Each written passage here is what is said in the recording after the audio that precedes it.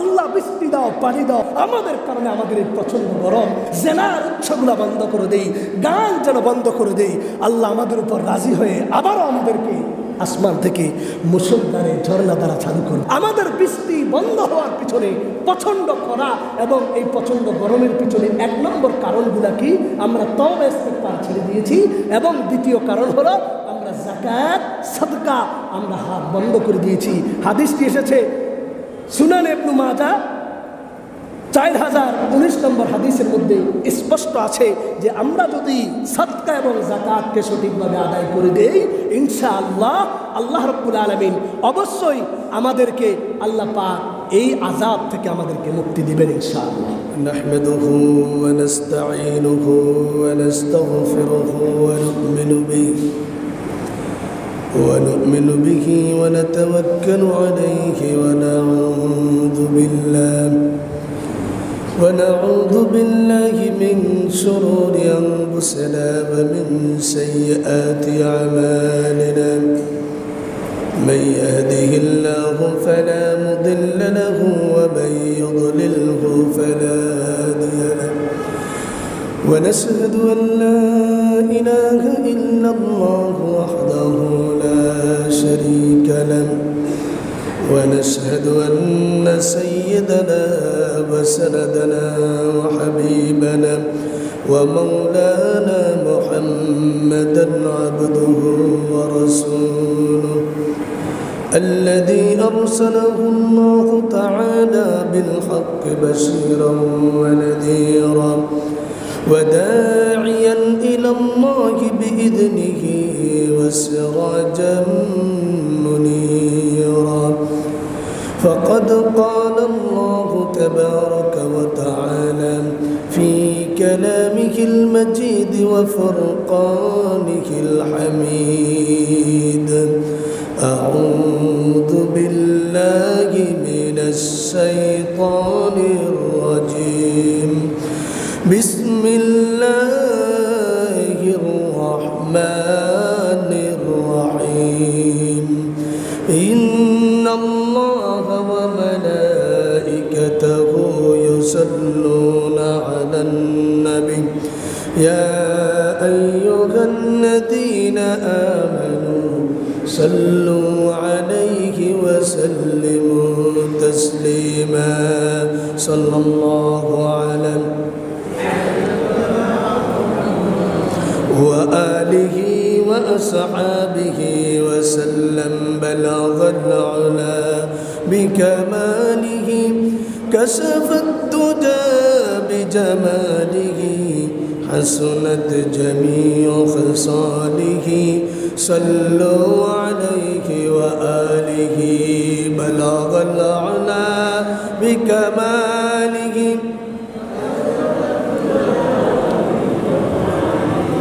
حسنت جميع خصاله.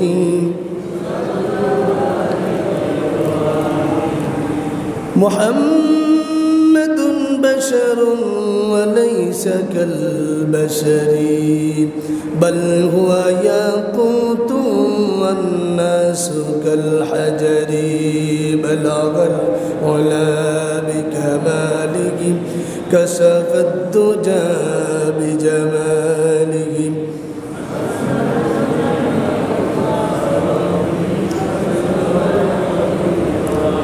هو الحبيب الذي ترجى شفاعته لكل هول من الأخوان مقتحم. بلغ العلا بكماله كشف الدجى بجماله حسنت جميع خصاله. صلوا عليه وآله.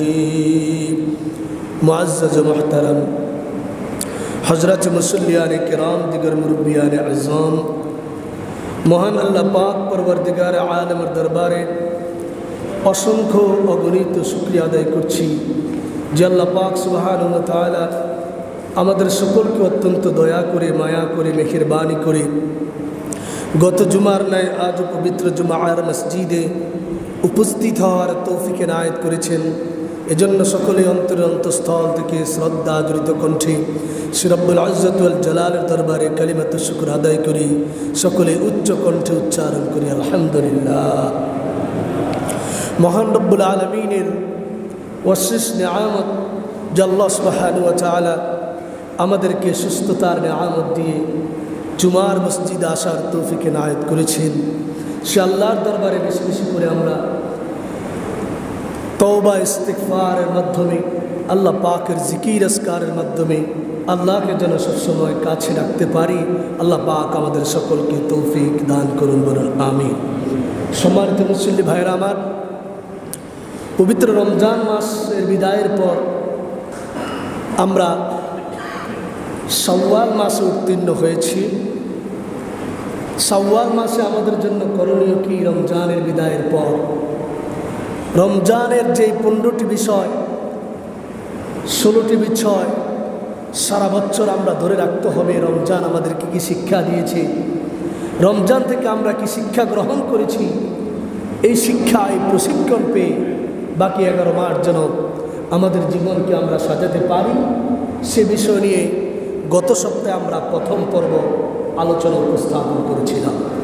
তা আমরা যতটুকু আলোচনা করি in the light of the holy Quran and authentic books of হাদিস, কোরআন এবং সুন্নাহর আলোকে আমাদের জীবন যেন আমরা সঠিকভাবে গঠন করতে পারি, আমাদের জীবনে যেন আল্লাহ রাব্বুল আলামিন সাহাবা আজমাইনদের মতো আমাদের জীবনকে যেন শান্তিময় জীবন, সুন্দর সুশৃঙ্খল জীবন, বেহেশতের একটি টুকরা যেন আল্লাহ রাব্বুল আলামিন আমাদেরকে দান করেন।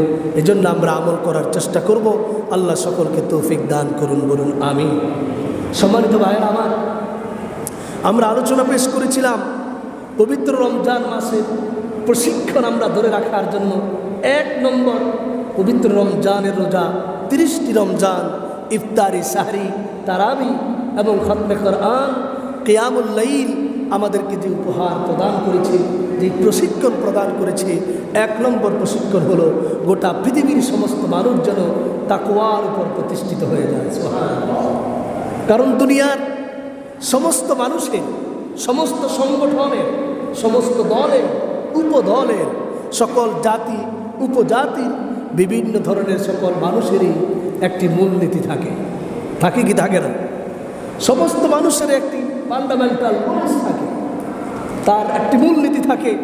সেই মূলনীতির আলোকে সংগঠন পরিচালিত হয়, সেই মূলনীতির আলোকে গোষ্ঠী, জাতি পরিচালিত হয়। ঠিক তদ্রূপ একজন মুমিন, একজন মুসলমান, তার একটি মূলনীতির প্রয়োজন রয়েছে। যেই মূলনীতি, কেমন মূলনীতি হবে, কেমন ধরনের মূলনীতি মেনে চললে দুনিয়ার মানুষের জীবন দিনের বেলায় একরকম, রাতের বেলা আরেক রকম হবে না, বরং দিনেও তার জীবন যেমনিভাবে চরিত্র তার থাকবে, রাত্রিবেলায়ও অন্ধকারের সময় তার চরিত্র একই রকম থাকবে। এটাই হতে হবে মূলনীতি। এই মূলনীতি যদি সুন্দর হয়ে যায়, তাহলে পৃথিবীর সমস্ত জাতি গোষ্ঠী মানুষও সুন্দর হবে। তার কাছ থেকে সমাজ এবং রাষ্ট্র, বিশ্ব কিছু আশা করা যায়। কিন্তু মূলনীতি যদি ব্যস্ত হয়, তাহলে মানুষের চরিত্র যেমন নষ্ট হয়ে যায়, মূলনীতির বাইরে চলে গেলে যেমন তার জবাবদিহিতা থাকে না, তখন তার চরিত্র দিনে হয় এক, রাতে হয় আরেক, যার বাস্তব প্রমাণ আমাদের দেশ, বিশ্ব, আমাদের রাষ্ট্রের নেতা কর্মী সহ সকল মানুষের কাছে আমরা দেখতে পাই। বলেন নাউজুবিল্লাহি মিন যালিক। পত্রিকার পাতা খুললে, মিডিয়ার খবর দেখলে, electronics media, printed media, Google search ইঞ্জিনে এমনভাবে বেশি আসে, প্রতিদিনেই কিছু না কিছু দুর্নীতির খবর, প্রতিদিনেই আমাদের জন্য অশনি সংকেতমূলক কিছু খবর সকাল অথবা সন্ধ্যায় আমরা পেয়ে থাকি। তার কারণ হলো আমাদের সঠিক মূলনীতির অভাব, আমরা আমাদের জীবনে বাস্তবায়ন করতে পারি না। কথা ঠিক না? এই জন্য আল্লাহ রাব্বুল আলামিন পবিত্র কোরআনে সকল মুমিন মুসলমানের 1 নম্বর মূলনীতি ঘোষণা করেন। কোরআনের শুরু থেকে নিয়ে শেষ পর্যন্ত এক 114টি সূরার মধ্যে আল্লাহ রাব্বুল আলামিন প্রায় জায়গার মধ্যে ঘোষণা করে বলেন, ইয়া আইয়ুহাল্লাযীনা আমানুত্তাকুল্লাহা হাক্কা তুকাতিহি ওয়া লা তামুতুন্না ইল্লা ওয়া আনতুম মুসলিমুন। আল্লাহ, আমার আল্লাহ রাব্বুল আলামিন বলেন, দুনিয়ার মানুষেরা রে, তোমরা যারা আল্লাহকে রব হিসাবে তোমাদের মেনে নিয়েছো, মহানবী বিশ্বনবী মানবতার নবী রাসূল করিম সাল্লাল্লাহু আলাইহি সাল্লামকে বিশ্বনবী হিসেবে আদর্শের মহান নেতা হিসেবে যারা মেনে নিয়েছো এবং ইসলাম ধর্মকে সার্বজনীন একটি সুন্দর ধর্ম, সকল জীবনের জন্য শান্তির একটি ধর্ম মেনে নিয়েছো, তাদের জন্য আমি আল্লাহ রাব্বুল আলামিন একটি মূলনীতি কোরআনে ঘোষণা করে দিয়েছি। রাসূল করিম বলেন, মান রাদিয়া বিল্লাহি রাব্বা ওয়া বিল ইসলামি দীনা ওয়া বি মুহাম্মদ সাল্লাল্লাহু আলাইহি ওয়াসাল্লাম নবিয়্যান ওয়া রাসূলা, যারা আল্লাহকে রব হিসেবে মেনে সন্তুষ্ট, রাসূলকে নবী হিসেবে পেয়ে, মহান আদর্শের নেতা হিসেবে পেয়ে যারা সন্তুষ্ট, মেনে চলার জন্য চেষ্টা করে এবং ইসলাম ধর্মকে যারা প্রকৃত পবিত্র একটি সুন্দর সুশৃঙ্খল সোনার ধর্ম, শান্তির ধর্ম হিসেবে যারা পেয়ে সন্তুষ্ট, তাদের জন্য আল্লাহ পাক মূলনীতি ঘোষণা করেছেন। আল্লাহ রাব্বুল আলামিন বলেছেন, তোমরা তাকওয়া, তোমাদের পুরা জীবনের প্রধান মূলনীতি হচ্ছে তোমরা তাকওয়া অর্জন করো। এই তাকওয়ার মূলনীতি যদি মুদ্রার এপিঠ ওপিঠ, মুদ্রার দোনো পিঠ যেমন স্বচ্ছ ক্লিয়ার থাকতে হবে, এক পিঠে কোনোভাবে ভালো আছে, আরেক পিঠ নষ্ট, সেই মুদ্রা বাজারে যেমন অসল, ঠিক তদ্রূপ আমাদেরও ইমানের, আমাদেরও সকল মানুষের এপিঠ ও পিঠ, আমাদেরও দুটি পিঠ আছে, আছে না নাই? মুদ্রার যেমন এপিঠ ও পিঠ আছে, মুমিন মুসলমান মানুষের এপিঠ ও পিঠ আছে। একটি পিঠ হচ্ছে মানুষের বাহ্যিক জীবন, আরেকটি পিঠ হচ্ছে মানুষের, ও পিঠ হলো মানুষের ভিতরগত আধ্যাত্মিক জীবন। আমাদের দুটো জীবন, দুটো লাইফ, আমাদের দুটি সাইড, আমাদের দুটি পিঠেই একরকম যদি না হয়, আমরা মানুষ নামে কলঙ্ক, আমরা মানুষ নামে জানোয়ার, হিংস্র প্রাণীর চেয়ে আরো খারাপ আল্লাহ কোরআনে ঘোষণা করেছেন। বলেন নাউজুবিল্লাহ। এদের ব্যাপারে আল্লাহ বলেছেন, ওয়ালাকাদ যারানা লিজাহান্নাম কাসীরাম মিনাল জিন্নি ওয়াল ইনসি লাহুম কুলুবুন লা ইয়াফকাহুনা বিহা ওয়া লাহুম আ'য়ুনুন লা ইউবসিরুনা বিহা ওয়া লাহুম আযানুন লা ইয়াসমাউনা বিহা উলাইকা কাল আনআমি বাল হুম আদাল উলাইকা হুমুল গাফিলুন। আল্লাহু আকবার। আল্লাহ রাব্বুল আলামিন বলেন, মানুষ নামে এমন কিছু জানোয়ার প্রকৃতির কিছু জাত পৃথিবীর মধ্যে আছে, যারা নাকি এ পিঠ একরকম থাকলে আরেক পিঠ আরেক রকম থাকে, যাদের অন্তর আছে সে অন্তর দিয়ে ভালো জিনিস যারা বুঝে না, যাদের চোখ আছে চোখ দিয়ে ভালো জিনিস দেখে না, যাদের কান আছে কান দিয়ে ভালো জিনিস শুনে না, আল্লাহ রাব্বুল আলামিন তাদের সার্টিফাই করে কোরআনে ঘোষণা করেছেন, এরাই হলো চতুষ্পদ জন্তুর চেয়ে মারাত্মক খারাপ, এদের দ্বারা দুনিয়ার মানুষের কল্যাণের আশা করা যায় না। এমন মানুষ যেন না হয়। সত্যিকার অর্থে আমাদের মূলনীতি যেমন ঠিক থাকে, একজন মুমিন মুসলমান যে তার পুরো জীবনকে সাজানোর জন্য পরিশ্রম করে যায়, ইহকালীন জীবন পরকালীন জীবন দুটি জীবনে তার সুন্দরভাবে সাজবে, সেই মানুষের, প্রকৃত মানুষের মূলনীতি হচ্ছে একমাত্র প্রধান মূলনীতি হচ্ছে তার তাকওয়ার উপরে প্রতিষ্ঠিত হতে হবে। আল্লাহু আকবার। আর এই তাকওয়াই একজন মানুষকে অসৎ চরিত্র থেকে সৎ চরিত্রবান বানায়। এই তাকওয়াই, পরহেজগারিতাই একজন মানুষকে অসৎ থেকে সৎ হতে শেখায়, অন্ধকার থেকে আলোর পথে শেখায়, যেটা আমরা গত সপ্তাহে কিছুটা আলোকপাত করেছিলাম। ভার্সিটি কলেজে স্কুল এর বারান্দায় না গিয়েও একটি মেয়ে রাখালের ঘরে জন্মগ্রহণ করেও তার ভিতরে কিভাবে সৎ মানুষের চরিত্র খুঁজে পাওয়া গেল। হযরত ওমর ফারুক রাদিয়াল্লাহু তাআলা আনহু নিজের ছেলের জন্য নিজের রাজপ্রাসাদে ওই মেয়েকে বিবাহের বধূ বানিয়ে তিনি নিয়ে এসেছিলেন। এটা কোন চরিত্রের কারণে, কোন মূলনীতির কারণে? একটাই মূলনীতি, মহান মূলনীতি, তা হলো মানুষের দুনিয়ার মধ্যে তাকওয়ার উপরে প্রতিষ্ঠিত হয়ে যাওয়া।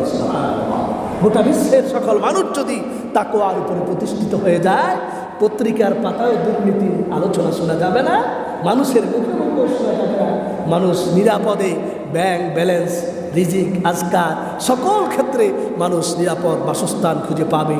এটার জন্যই আমাদের দরকার প্রতি সপ্তাহে, প্রতি মাসে, প্রত্যেকটি মসজিদ, প্রতিটি সেক্টর, প্রতিটি বিভাগে আমাদের জন্য তাকওয়ার প্রশিক্ষণ রাষ্ট্রীয়ভাবে ব্যবস্থা করা।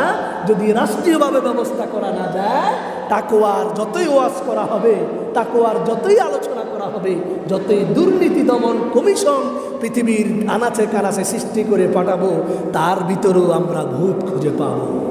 সরিষার ভিতরে যদি ভূত পাওয়া যায়, সেই সরিষা দিয়ে ভূত তোলানো সম্ভব নয়। আমরা আজকে দুদক তৈরি করি, সেই দুদককে দেখার জন্য আরেক দুদক লাগে, ওই দুদককে পর্যবেক্ষণের জন্য আরেক দুদক লাগে।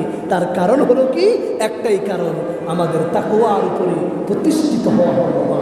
সুতরাং সকলের দৃষ্টি আকর্ষণ করছি, আমরা প্রত্যেকটি সেক্টরে যদি এক আল্লাহর উপরে ভরসা করে, ভয় করে যদি আমরা সামনে চলতে পারি, ইনশাআল্লাহ সুম্মা ইনশাআল্লাহ আমাদের দেশ, জাতি, গোটা বিশ্ব একটি শান্তির, সুন্দর নিট শান্তির আশ্রয়খানা, বেহেশতের টুকরায় পরিণত হবে। আল্লাহ পাক আমাদের সকলকে এই তাকওয়ার উপরে, মুমিন মুসলমানের প্রধান মূলনীতি এই তাকওয়ার উপরে প্রতিষ্ঠিত হওয়ার আল্লাহ পাক তৌফিক দান করুন, বলুন আমিন। পবিত্র রমজান আমাদেরকে এই তাকওয়ার প্রশিক্ষণ দিয়ে আমাদের মাঝ থেকে বিদায় নিয়েছে, আমাদের মাঝে প্রশিক্ষণটি রেখে গিয়েছে। আমরা ঘরের কোণে আমাদের চোখের সামনে ল্যামিনেশন করে সুন্দরভাবে স্বর্ণাক্ষরে লিখে রেখে প্রতিদিন সকাল সন্ধ্যা আমরা তাকিয়ে থাকব আর বাস্তবায়ন করব। মুমিন মুসলমানের প্রধান মূলনীতি হচ্ছে তাকওয়ার উপরে প্রতিষ্ঠিত হওয়া। আমরা পারব তো ইনশাআল্লাহ? এই বলেন, পারব তো ইনশাআল্লাহ? প্রত্যেকটি সেক্টরে যদি তাকওয়া প্রতিষ্ঠা করতে পারি, ইনশাআল্লাহ কোনো ধরনের অভিযানের প্রয়োজন হবে না, আমরা নিজেরাই পরিশুদ্ধ হতে পারবো।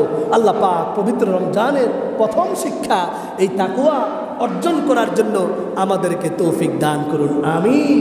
বাকি 11টি মাস এই তাকওয়ার উপরে প্রতিষ্ঠিত থেকে সুন্দর সুশৃঙ্খল শান্তির জীবন গঠন করার জন্য আল্লাহ আমাদেরকে সুযোগ দান করুন, আমিন।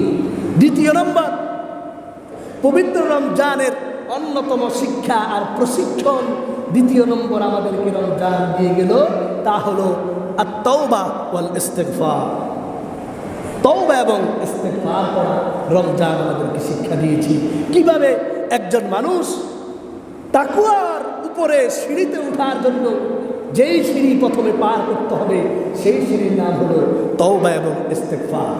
আপনি তো ধরেই একেবারে তাকওয়ার সিঁড়িতে উঠতে পারবেন না, একটি সিঁড়ি পার করে আরেকটি ধাপ পার করে সামনে অগ্রসর হতে হবে। পবিত্র কোরআন, পবিত্র রমজান আমাদেরকে যে দ্বিতীয় ট্রেনিংয়ের আমাদের যে ব্যবস্থা করেছে, তা তাকওয়ার মূলনীতির প্রধান ট্রেনিং হচ্ছে আমাদের জন্য তওবা এবং ইস্তিগফার লাজিম করে নেওয়া। আল্লাহু আকবার বলেন। কোনো ব্যক্তি, কোনো জাতি যদি তার তওবাকে, ইস্তিগফারকে সদা সর্বদা নিজের জন্য সে লাজিম করে নিতে পারে, আল্লাহ পাক সকল ধরনের মুসিবত থেকে তাকে আসান করে দিবেন, বলেন সুবহানাল্লাহ। যার জ্বলন্ত প্রমাণ আমরা বর্তমানে দেখছি, আমাদের গোটা বাংলার জমিন একেবারে আগুনের একটি খণ্ডে পরিণত হয়েছে, বলেন নাউজুবিল্লাহ। গোটা জমিনটা মনে হয় যেন জাহান্নামের একটি টুকরায় পরিণত হয়েছে। আপনারা তো অনেকে বুঝতে পারেন না, এসির ভিতরে থাকেন অথবা এর চেয়ে আরও উন্নত যদি কোনো কিছু থাকে তার ভিতরে আপনারা ঢুকে থাকেন, বরফের ভিতরে পড়ে থাকেন, বাহিরের মানুষের খবর জানার সম্ভব হলো, চেষ্টা করলো, আপনাদের সে সুযোগ হয় না। কারণ বাসা থেকে নামলেই আপনার গাড়ি এসি, যেখানে যাবেন সেখানেও এসি। সাধারণ খেটে খাওয়া মানুষের অভাব, তাদের সেই অশনি, তাদের যে বিপদ, আমাদের সেই সে কি বলে যে অবজার্ভ করার মতো সেই সুযোগ আমাদের হয় না। এই যে গোটা বাংলার জমিন আগুনের তাপে পরিণত হয়েছে। হাদিসের মধ্যে আছে, রাসূল করিম সাল্লাল্লাহু আলাইহি ওয়াসাল্লাম বলেছেন, ইন্না সিদ্দাতাল হাররি মিন ফাইহি জাহান্নাম, এই সবচেয়ে যে আগুন রয়েছে, এই যে জাহান্নামের সবচেয়ে বড় আমাদের আযাব, সবচেয়ে বড় যে কঠিন মুহূর্ত, সেটি হলো আগুন। এই আগুনের একটি নিঃশ্বাস হচ্ছে দুনিয়াটা আগুনের মতো হয়ে যাবে। ইন্না সিদ্দাতাল হার, সবচেয়ে বেশি গরম হলো মিন ফাইহি জাহান্নাম। আল্লাহ রাসূল বলেন এটা জাহান্নামের একটি নিঃশ্বাস। আমাদেরকে অনুভব করার জন্য আল্লাহ বলছেন, দেখো এই আগুন দুনিয়ার এই সামান্য 40-42 ডিগ্রি 44 ডিগ্রি তোমাদের সহ্য করতে কষ্ট হয়ে যায়, গলা শুকিয়ে যায়, রাস্তার পিচ গলে চলার মতো উপযোগী থাকে না। এমন পরিস্থিতি দুনিয়ার মধ্যে যদি হয়ে যায়, জাহান্নাম যখন তৈরি করা হবে, সাউসলিহি সাকার ওয়া মা সালাকাকুম ফি সাকার, যখন জাহান্নামের দিকে আগুনের দিকে টেনে নিয়ে যাওয়া হবে, তখন সে আগুনের ভয়াবহতা কেমন হবে? এই 40 ডিগ্রি 42 ডিগ্রি নয়, 100, 200, 1000 ডিগ্রি যে আগুনের সেলসিয়াস হবে। 40 ডিগ্রিতে থাকা তোমাদের জন্য কঠিন হয়ে যায়, 100 ডিগ্রি সেলসিয়াস, 200, 500, 1000 ডিগ্রি সেলসিয়াস সেই আগুনের মধ্যে থাকাটা কত কঠিন হবে একটু নিজেরা অনুভব করে আমি আল্লাহর দিকে আসো, আমি আল্লাহর দিকে আসো।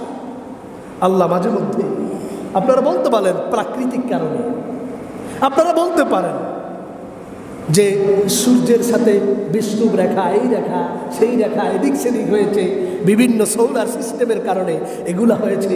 এটা জাস্ট আমাদের জন্য একটি বাহ্যিক আমাদেরকে একটি নির্দেশনা দেওয়া হচ্ছে, কিন্তু এর মৌলিক যে বিষয় রয়েছে সেটি হলো এটিও আল্লাহর একটি বড় ধরনের আযাব। এটাই আমাদের লাস্ট ফাইনাল ডিসিশন। আমরা বাহ্যিক বিভিন্ন ধরনের রোগের বিভিন্ন ধরনের আমরা উৎস খুঁজি, আমরা রোগ আসার, অসুস্থ হওয়ার বিভিন্ন ধরনের সূত্র খুঁজি, কিন্তু মেইন সূত্র হচ্ছে, মেইন কারণ হচ্ছে আমরা যদি বিচার বিশ্লেষণ করি যে এটিও আল্লাহর একটি পরীক্ষা বান্দার জন্য। যা আমরা দেখেছি গত সপ্তাহে মনে হয় বিশ্বের অন্যতম একটি রাষ্ট্র দুবাইতে যে কঠিন পরিস্থিতি হবে মানুষের, এটা জীবনে দুবাই সরকার কল্পনা করে করছে। 75 বছরের নাকি এই এমন একটা বিপদ তাদের কাছে এসেছে, কখনো কল্পনা করেছে? কেন হয়েছে? দুবাই সরকারের রাষ্ট্রীয়ভাবে আল্লাহর দরবারে ক্ষমা চেয়ে অবশ্যই উপস্থাপন করা দরকার, মাওলা তোমার দিন থেকে, তোমার স্মরণ থেকে দুনিয়ার প্রতি আমরা আসক্ত হয়ে গিয়েছি। বুর্জ খলিফার মতো এত বড় নির্ধারণ, বেহায়াপনা, বেলাল্লাপনার আড্ডাখানা করে দিয়েছে। আরও কত আযাব তাদের জন্য অপেক্ষা করছে, আল্লাহ ভালো জানে। সেই পরিণতি আমাদের সৌদি আরবের কি হয়? সিনেমা হলের মতো সবচেয়ে বেশি সিনেমা নাকি এখন সৌদি আরবে নির্মাণ করা হচ্ছে। নাউজুবিল্লাহ। আমাদের সেই সোনার মদিনা, যেখানে প্যার নবী শুয়ে আছেন, যেখানে আল্লাহর রহমত এর ঝর্ণা দ্বারা প্রতি মুহূর্ত জারি হতে থাকে, বর্ষণ হতে থাকে, সেই জায়গার মধ্যে এরা দুনিয়ার প্রাচুর্য, এরা দুনিয়ার লোভ পেয়ে ইহুদি খ্রিস্টানদের সমস্ত তালবাহানা এমনভাবে শুরু করছে, আল্লাহ জানে বিশ্বের পবিত্র জায়গাগুলার কি অবস্থা হয়ে যায়। আমরা তাদের থেকে শিক্ষা অর্জন করে এই পর্যন্ত পৌঁছা দরকার। আমরা আমাদের দেশ, আমাদের সমাজ, আমাদের রাষ্ট্র ভূমিকম্প কেন বেশি হয়, আগুনের এত তাপ বেশি হয় কেন? তার কারণ একটাই আমরা বুঝতে হবে, আল্লাহ আমাদের উপর নারাজ হয়ে গেছে। আল্লাহকে রাজি খুশি করার জন্য আমাদের কিছু কর্মসূচি গ্রহণ করতে হবে। আমরা তো গরম থেকে বাঁচার জন্য হিট অফিসার নিয়োগ দিয়েছি। হিট অফিসার হিটই করতে পারবে, কিন্তু গরমকে ঠান্ডা করতে পারবে না। কিন্তু আল্লাহ দেওয়া কোরআন, in the light of the holy Quran and authentic books of hadith, হিটকে ঠান্ডা করার জন্য আল্লাহ পাক যে মেডিসিন, যে সুন্দর ব্যবস্থা কোরআনে ঘোষণা করেছেন, এটা কোনো হিট অফিসারদের দ্বারা সম্ভব নয়। এটা একমাত্র কোরআন, ইসলাম এবং আল্লাহ দেওয়া স্কলারদের মাধ্যমেই সম্ভব, যেটা আল্লাহ কোরআনে বর্ণনা করেছেন। সুবহানাল্লাহ। আমরা দোয়া করি, আমাদের দোয়া আল্লাহর দরবারে পৌঁছে না। কি ভাই, সালাতুল ইস্তিসকার নামাজ সারা বাংলাদেশের সব জায়গায়ও পড়া হচ্ছে কি হচ্ছে না? সব জায়গায় পড়া হচ্ছে। সালাতুল ইস্তিসকা পড়ার জন্য সবাই আবেদন করছে, কিন্তু আমাদের দোয়া আল্লাহর দরবারে কোনো জায়গায় কবুল হচ্ছে, কোনো জায়গায় একেবারেই কবুল হচ্ছে। আবার সালাতুল ইস্তিসকা কেন পড়বে, এটা নিয়ে আমাদের মধ্যে আবার কিছু কিছু ওই মনস্ক, আমি খুতবার শুরুতে যাদের কথা বলছিলাম, ঢাকা ভার্সিটি যেই কথাটা বলতে হয়, আজকে জাতীয় দৈনিক ইনকিলাব পত্রিকার মধ্যে আজকে আমি আপনাদের এখানে আসার আগেও পত্রিকাটা পড়ে এসেছি, আপডেট নিউজটা আপনাদেরকে দিচ্ছি। আজকের পত্রিকাও আমাদের একটি নিউজ ছাপানো হয়েছে, একেবারে ফার্স্ট পেজে স্পষ্ট ঘোষণা আছে, হোলি উৎসব নির্বিঘ্নে হলেও ইস্তিসকার নামাজের অনুমতি মেলেনি, ঢাকা বিশ্ববিদ্যালয় কি চিন্তাই হয়ে গেল নাকি? এই হেডলাইনে দৈনিক ইনকিলাবে নিউজ প্রকাশিত হয়েছে। দুঃখজনক, আফসোসের সাথে 92% মুসলমানের জমিনে আমরা এই কথা বলতে হয়, আমার দেশের জাতীয় দৈনিকে এমন ধরনের নিউজ ছাপানো হয় কেন? ঢাকা বিশ্ববিদ্যালয়ে সকল ধরনের পূজা হতে পারে, গরমের দোহাই দিয়ে আপনি তো হোলি পূজা বন্ধ করতে পারেননি, হোলি খেলা বন্ধ করা হয়নি, প্রজ্ঞাপন জারি করা হয়নি, কিন্তু কেন সালাতুল ইস্তিসকা নামাজ হাজী মোহাম্মদ মহসিন হলের সামনে প্রাঙ্গণে পড়ার জন্য ইসলামিক স্টাডিজ বিভাগের ছাত্ররা এবং শিক্ষকরা তারা চিন্তা করেছে, আমরা আল্লাহর দরবারে তওবা করি, ইস্তেগফার করে ভার্সিটির আঙ্গিনায় আমরা একটু নামাজ পড়ে ভার্সিটিকে পবিত্র করি, আল্লাহ থেকে মুসলধারায় যেই আমাদের জন্য রহমতের ধারা চালু হয় কিনা পড়ার জন্য তারা একটু অনুমতি চেয়েছে। কিন্তু গরমের দোহাই দিয়ে, আর গরমের জন্য তো নামাজ পড়া হচ্ছে, সেই দোহাই দিয়ে তাদেরকে ইস্তিসকার নামাজ পড়ার জন্য অনুমতি প্রদান করা হয়নি। কোন দেশে বসবাস করছি বুঝতে হবে, এটা বাংলাদেশ নয়, এটা আমাদের স্বাধীন দেশ নয়। হয়তোবা কি জানি মনে হয় কোনো দেশের অঙ্গরাজ্যে পরিণত হয়ে যাচ্ছে কিনা আল্লাহই ভালো জানে। এজন্য আমাদের সর্বমহল থেকে আমাদের প্রতিবাদ আসতে হবে, জানাতে হবে 92% মুসলমানের জন্য ভার্সিটির আঙ্গিনায় কেন সালাতুল ইস্তিসকা পড়া হবে না, কেন দিতে হবে না, কেন অনুমতি দেওয়া যাবে না, এটা আমাদের প্রত্যেকের জানার অধিকার, এটা আমাদের ফান্ডামেন্টাল রাইটস, এটা আমাদের সংবিধানের অধিকার। 38, 39, 40, 41 এই 5টি অনুচ্ছেদের আলোকে আমার সামনে আইনজীবী সাহেব, আমার সামনে ম্যাজিস্ট্রেট সাহেব, আপনারা বসা আছেন, আপনারাই আপনাদের বিবেকের আলোকে বিচার করে আপনারাই অবশ্যই এই ব্যাপারে আমরা প্রত্যেকে প্রতিবাদ করা দরকার। আমার দেশ, আমার স্বাধীন দেশে ধর্মীয় অনুভূতিতে এটা একটা আঘাতের নামান্তর। আল্লাহ আমাদেরকে যদি এই গজব থেকে মুক্ত না করেন, আমরা কোনোদিনও শান্তির হাওয়া কোনোদিন আমরা দেখব না। আল্লাহ আমাদের প্রত্যেককে কবুল আর মঞ্জুর করে নিন, বলেন আমিন। ইনশাআল্লাহ সালাতুল ইস্তিসকা নামাজ পড়া হচ্ছে হাদিসের ভাষায়। আমরা সেই ইস্তিসকার নামাজে আমরাও যেন সবাই শরীক হতে পারি, যারা যেখানে আছে আমরাও যেন আল্লাহর দরবারে গুনাহ মাফির জন্য ইস্তিসকার নামাজটা মূলত পাপের কারণে আমাদের এই যে প্রচণ্ড গরম, এই গরম থেকে বাঁচার জন্য আল্লাহর দরবারে প্রার্থনার নামাজ রাসূল পড়েছে, সেই নামাজটুকু পড়ার জন্য যদি কোনো দেশে, স্বাধীন দেশে, ধর্মীয় একেবারে আমাদের মূল রাষ্ট্র ধর্ম ইসলাম, এই দেশে যদি পড়া না যায় তাহলে কি চায়নায় পড়বো নাকি আমেরিকায় না নেপালে যায় আমরা এই নামাজটা পড়বো? ধর্মীয় যেখানে রাষ্ট্র ধর্ম ইসলাম, সেখানে যদি পড়া না যায় কোন দেশে আমরা আবেদন করব, যাব? আল্লাহ আমাদেরকে হেফাজত করবো, আমি। সুতরাং ভাইয়ের আমার, তাহলে আমাদের আজকে আমাদের যে রমজানের দ্বিতীয় পয়েন্ট, আমাদের প্রশিক্ষণের রমজান আমাদেরকে শিক্ষা দিয়েছে, সেটি হলো আমরা আলোচনা করতে আসছিলাম আমরা তওবা এবং ইস্তেগফার আমরা আদায় করতে হবে। রমজান আমাদেরকে শিক্ষা দিয়েছে। কে শিক্ষা দিয়েছে? রমজান আমাদেরকে এই প্রশিক্ষণ প্রদান করেছে। এই তওবা ইস্তেগফারের অভাবে দুনিয়ার মধ্যে কি অসুবিধাগুলো হয়, দুনিয়ার মধ্যে মারাত্মক সমস্যা হয়, ঘূর্ণিঝড়, তওবা ইস্তেগফার হয়, মহাপ্রলয়, ভূমিকম্প, আগুনের তাপ, প্রচণ্ড শীত, প্রচণ্ড গরম, যত ধরনের ভয়াবহতা আসমানি গজব আর জমিনি বালা গজব রয়েছে, এই তাকওয়া এবং তওবা ইস্তিগফারের অভাবেই মানুষের মধ্যে সৃষ্টি হয়।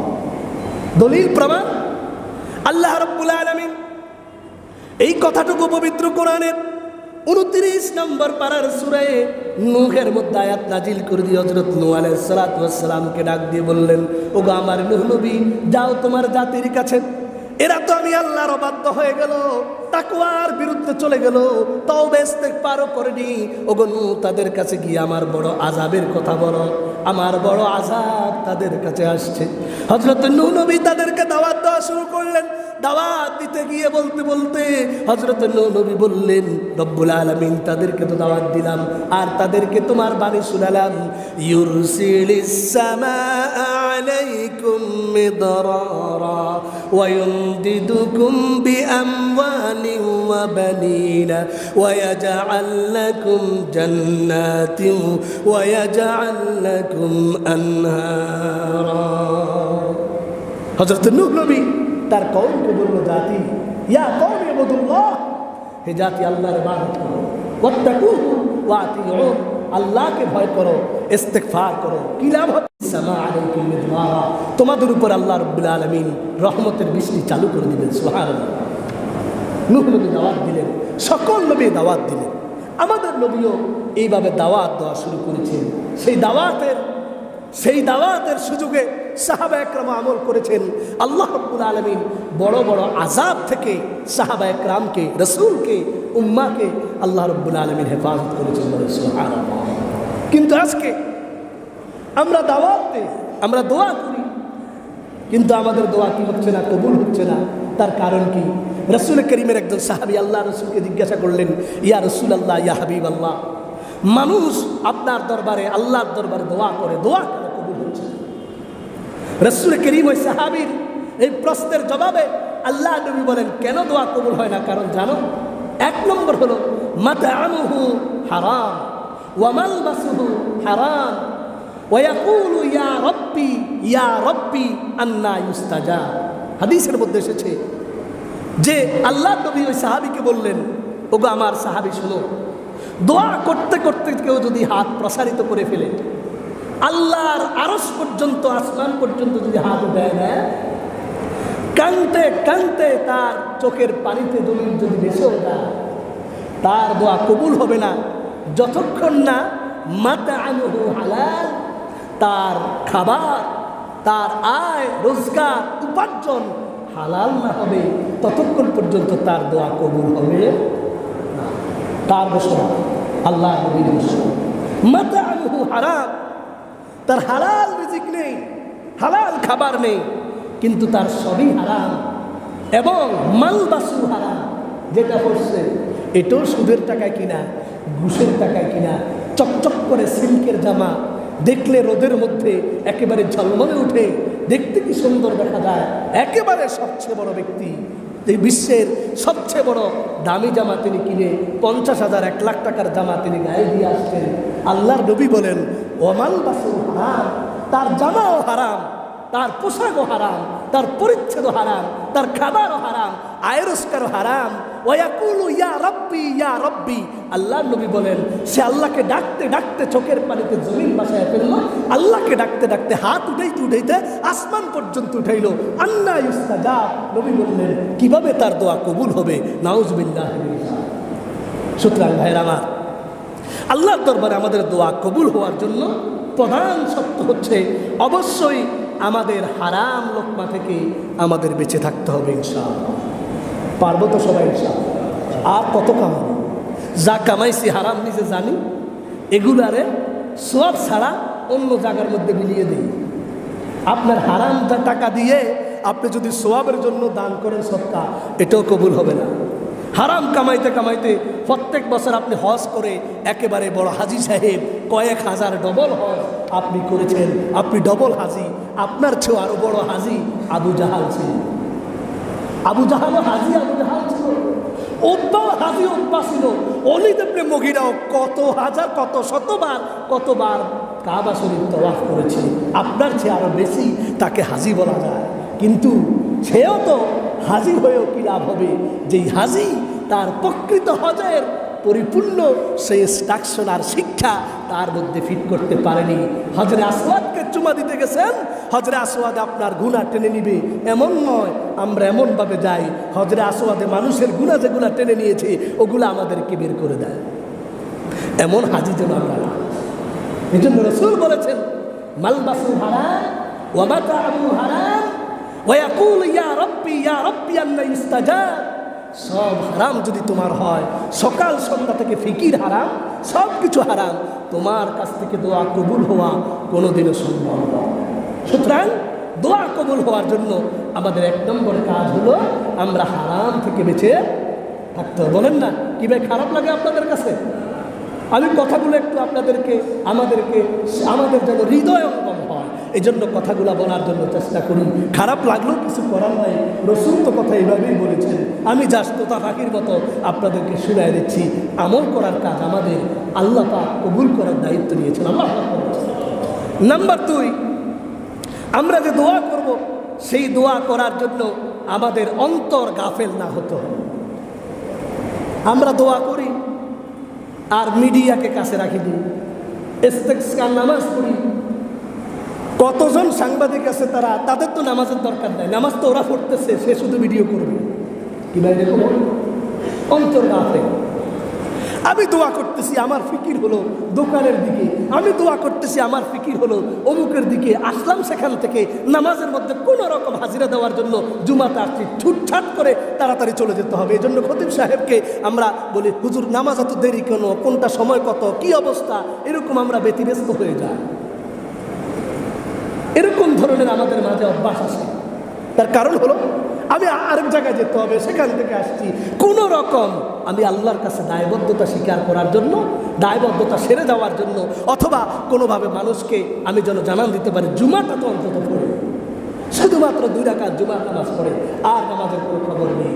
2 রাকাত ফরজ নামাজ পড়ে পিছন থেকে কিভাবে আবার লাস্টে আসবো, লাস্টে আবার চলে যাব, এমন ধরনের আলোচনা আমাদের। আমি আপনাদেরকে স্পষ্ট আজকে বলছি, আমার জুমার আলোচনা 1:15 পর্যন্ত। কটা পর্যন্ত?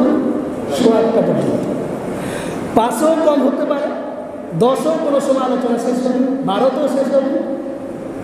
লাস্ট আমাদের টাইম 1:15। হয়তো বা গুরুত্বপূর্ণ কোনো আলোচনা যদি যায় 2-1 মিনিট একটু এদিক সেদিক হতে পারে, কিন্তু এর ভিতরে 1:15 ভিতরে আপনারা মসজিদে চলে আসার জন্য চেষ্টা করবেন। এরপরে খুতবা আপনাদের মুনাসেব, সমাজ রাষ্ট্রের মুনাসেব মনে করে, যেহেতু আমি খুতবা নিজেই বানিয়ে দিই, যেটা বয়ান করি এটাই দেওয়ার চেষ্টা করি, বানানো খুতবা কোরআন সুন্নাহর আলোকে। এই জন্য খুতবা 5 মিনিট হতে পারে, 8 মিনিটও হতে পারে। এরপরে আমাদের নামাজ হবে ইনশাআল্লাহ। দেখা যায় আমাদের সব কিছু মিলিয়ে 2:45 কি 50 পর্যন্ত আমাদের নামাজের লাস্ট টাইম, মুনাজাত সহ আমাদের এই ডিউরেশন হয়। এতে কি আপনাদের কোনো অসুবিধা হয়? 2-4-5 মিনিট জুমার দিন যদি এদিক সেদিক হয়, আমার আপনার এত অসুবিধা কেন? আমরা একটু 1:15 ভিতরে চলে আসলে একেবারে বেশি কাজ যাদের, 1:15 ভিতরে আপনি চলে আসেন, নামাজটা তো আপনি পেয়ে যাবেন।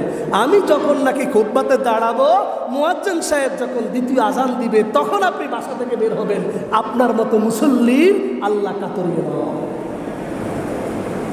আপনি আল্লাহকে দেখানোর জন্য শুধুমাত্র আসেননি, আপনি এসেছেন জনগণকে জুমা দেখানোর জন্য। আমরা চেষ্টা করব আল্লাহর দরবারে জুমা যেন কবুল হয়। আজান, প্রথম আজানের সাথে সাথে আমরা মসজিদে জুমার দিন আগে ভাগে রেডি থাকবো।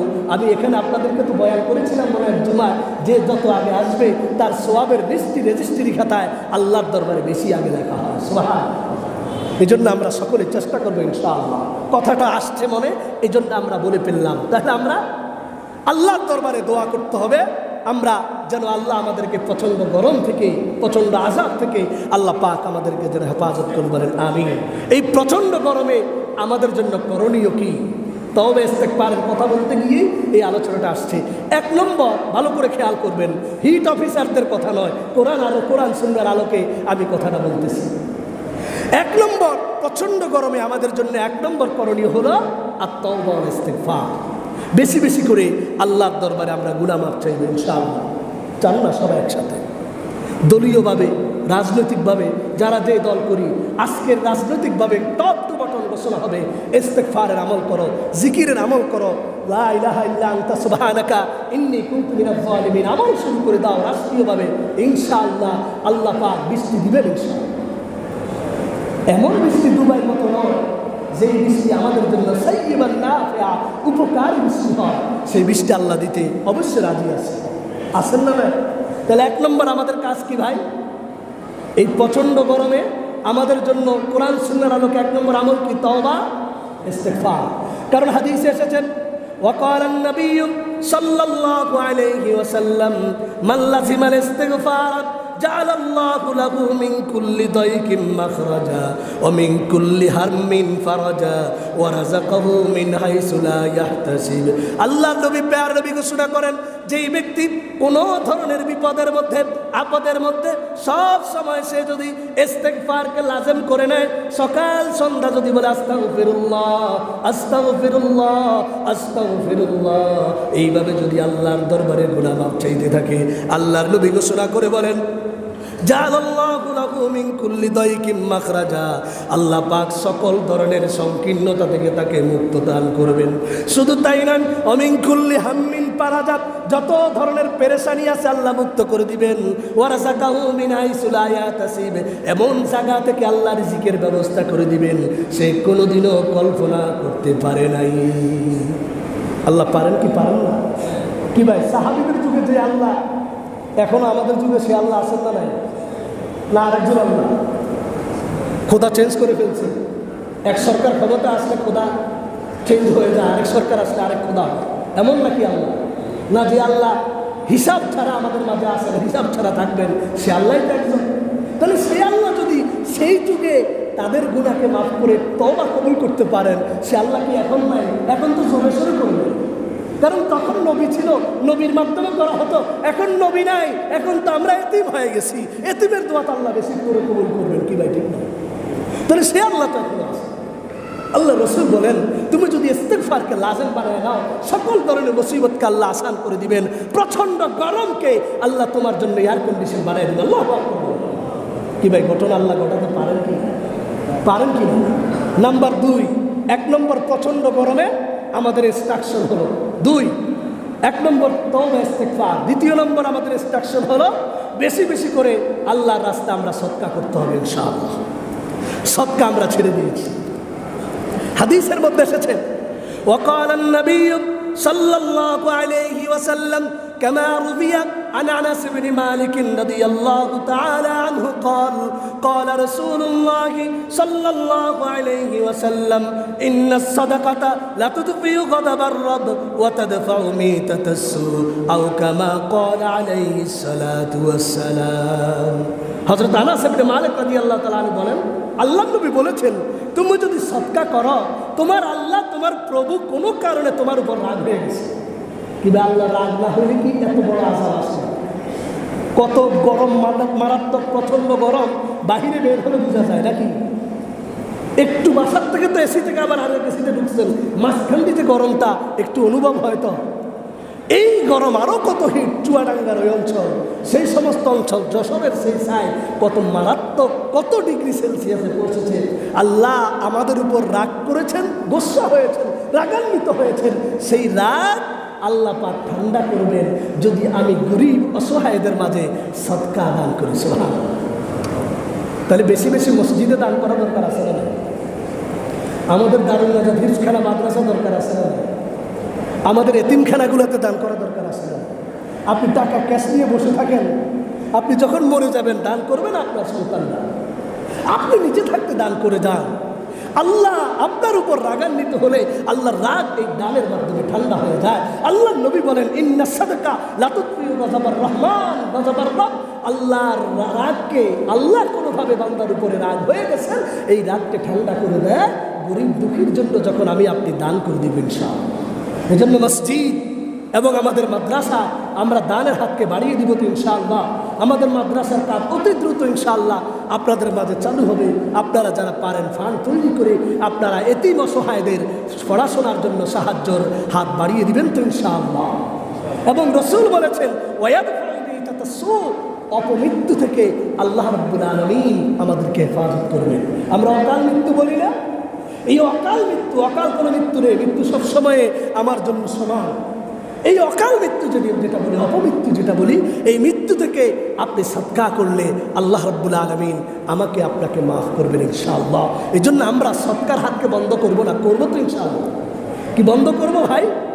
অন্য এক হাদিসের মধ্যে আছে, আল্লাহ নবী প্যারা নবী রাসূল করিম সাল্লাল্লাহু আলাইহি ওয়াসাল্লাম বলেন যে মানুষ যখন নাকি, এক নম্বর হাদিস হলো, মানুষ যখন নাকি সদকা বন্ধ করে দেয়, জাকাত বন্ধ করে দেয়, কোনো জাতি জাকাত আদায় যদি না করে, সঠিকভাবে জাকাত না দেয়, তাহলে আল্লাহ আসমান থেকে বৃষ্টি বর্ষণ করা বন্ধ করে দেয়। বলেন নাউজুবিল্লাহ।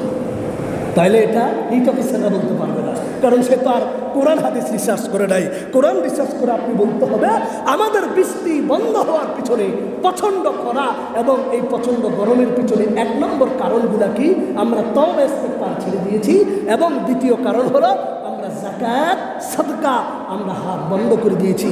হাদিসটি এসেছে সুনান ইবনে মাজাহ 4019 নম্বর হাদিসের মধ্যে স্পষ্ট আছে যে আমরা যদি সাদকা এবং যাকাতকে সঠিকভাবে আদায় করে দেই, ইনশাআল্লাহ আল্লাহ রাব্বুল আলামিন অবশ্যই আমাদেরকে, আল্লাহ পাক এই আযাব থেকে আমাদেরকে মুক্তি দিবেন ইনশাআল্লাহ। অন্য হাদিসে ইবনে মাজার আরেকটি হাদিসের মধ্যে এসেছে, জিনা যদি প্রতিটি অঞ্চলে চালু হয়ে যায়, জিনা ব্যভিচার যদি মানুষের সমাজের মধ্যে প্রচলিত হয়ে যায়, তাহলে সেই সমাজের মধ্যে প্রচণ্ড খরা, বৃষ্টি বন্ধ হয়ে যায়, আল্লাহ পাক প্রচণ্ড গরম এবং খরা দিয়ে মানুষকে আযাবে ফেলে দেন। এই আযাব কতদিন থাকতো জানেন? আল্লাহ রাসূল কি বলেন? যদি আল্লাহর জমিনে কোনো প্রাণী না থাকতো, কি না থাকতো? হাদিসে আছে, যদি আল্লাহর জমিনে গরু না থাকতো, ছাগল না থাকতো, বেড়া না থাকতো, কবুতর না থাকতো, পশু পাখি না থাকতো, আল্লাহর দেওয়া মানুষ ছাড়া 18,000, 14,000, 70,000 এই সৃষ্ট জীব যদি না থাকতো, বাঘ, সিংহ, হরিণ, বনের মধ্যে পাখিগুলো আল্লাহর দিকে তাকিয়ে হাহাকার করছে, আল্লাহ বৃষ্টি দাও, পানি দাও, এই প্রাণীগুলার কারণে, এই পাখি পশুগুলার কারণে তোমাদেরকে আমি আল্লাহ, এদের কারণে আমি আল্লাহ বৃষ্টি বর্ষণ করেছিলাম। আমরা এত খারাপ হয়ে গেছি, আমাদের চেয়ে কুত্তা ভালো, আমাদের চেয়ে শ্রীগাল ভালো, আমাদের চেয়ে বাঁদর ভালো, আমাদের চেয়ে পশু পাখি ভালো, আমাদের চেয়ে বনের হিংস্র প্রাণী কীট পতঙ্গ ভালো। হাদিস এসেছে, রাসূল বলেছেন তোমাদেরকে আমি আযাব দিতাম, তোমাদেরকে আমি খরা দিয়ে দিতাম, কোনোদিনও বৃষ্টি দিতাম না, আমার এই প্রাণীর গুলার দিকে যদি, তাদের আত্মনাদ যদি আমি না শুনতাম, তাদের আত্মনাদের কারণেও আমি তোমাদেরকে কিছু দয়া দিই। সুতরাং ভাইয়েরা আমার, আমাদের কারণে আজকে আমাদের এই আযাব, আমাদের কারণে আমাদের এই প্রচণ্ড গরম, আল্লাহ যেন আমাদেরকে হেফাজত করেন, বলেন আমিন। জেনা যেন বন্ধ করে দেই, জেনার উৎসগুলা বন্ধ করে দেই, গান যেন বন্ধ করে দেই, আল্লাহ আমাদের উপর রাজি হয়ে আবারও আমাদেরকে আসমান থেকে মুষলধারে ঝর্ণা দ্বারা চালু করবেন ইনশাআল্লাহ। এরপরে আমাদের শেষ করে দিচ্ছি, এরপরে আমাদের 4 নম্বর কাজ হলো, হাদিসের ভাষা অনুযায়ী পিপাসার্ত মানুষকে আমরা পানি পান করাবো ইনশাআল্লাহ। কোনো সংগঠন সাধারণ মানুষগুলাকে পানি পান করায়, আমরা উদ্যোগ নিব ইনশাআল্লাহ। আমরা সাধারণ মানুষগুলাকে ঠান্ডা পানি রাস্তার মধ্যে যেন পান করাতে পারি, হাদিসের মধ্যে এটা আছে। মসজিদ থেকে উদ্যোগ নেন ইনশাআল্লাহ, অনেক বড় সওয়াবের কাজ, অনেক বড় সওয়াবের কাজ।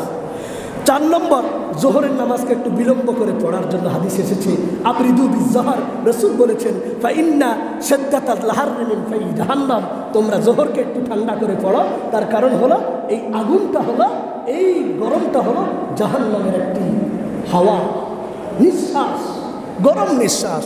এই জন্য আল্লাহ রাসূল গরমকালে জোহরের নামাজকে একটু দেরি করে পড়তেন, শীতকালে জোহরের নামাজকে আগে পড়তেন, হাদিসের মধ্যে এটা আছে। এরপরে নাম্বার 6, বেশি বেশি করে আমরা গাছ লাগাবো ইনশাআল্লাহ। হ্যাঁ, হিট অফিসাররা এই কথাটা বলেন, আর কিছু তো পারেন, এটা তারা পেয়েছেন, প্রাকৃতিক একটা তারা সমর্থন দিয়েছেন। আমরা বেশি বেশি করে গাছ লাগাবো, দেশে বিদেশে, দেশের বাড়িতে আমরা লাগাবো, কারণ আমাদের দেশে একটা কথা আছে, যেই দেশে নাই তরু সেই দেশটা হয় মরু। যেই দেশে নাই তরু সেই দেশটা হয় কি মরু।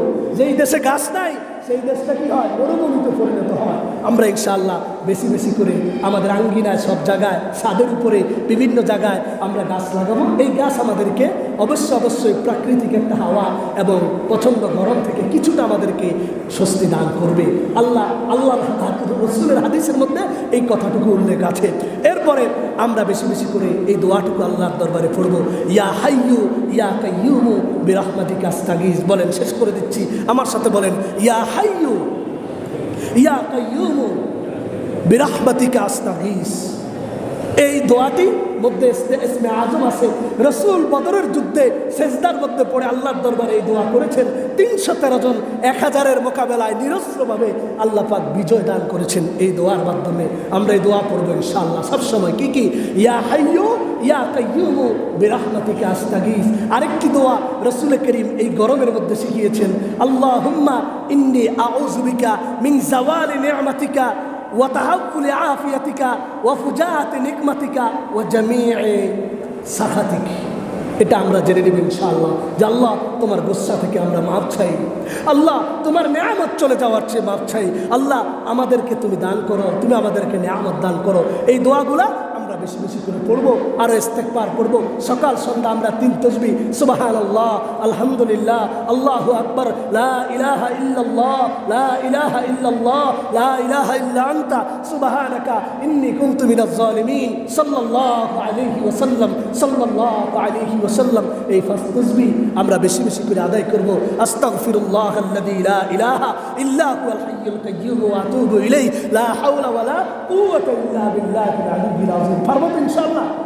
আমরা সকলে এই আমলগুলো আজকে থেকে শুরু করে দিই। 1 সপ্তাহ করেন ইনশাআল্লাহ, 2-1 দিন করেন, আল্লাহ দেখবেন, আল্লাহ শুনবেন, আল্লাহ রাজি হয়ে যাবেন ইনশাআল্লাহ। আল্লাহ পাক আমাদের সবাইকে রমজানের প্রশিক্ষণ থেকে 2 নম্বর শিক্ষা তাওবা ইস্তেগফার এবং এই প্রচণ্ড গরমে এই আমলগুলো যেন আমরা জারি রাখতে পারি। আল্লাহ পাক আমাদের সবাইকে তৌফিক দান করুন, আমিন।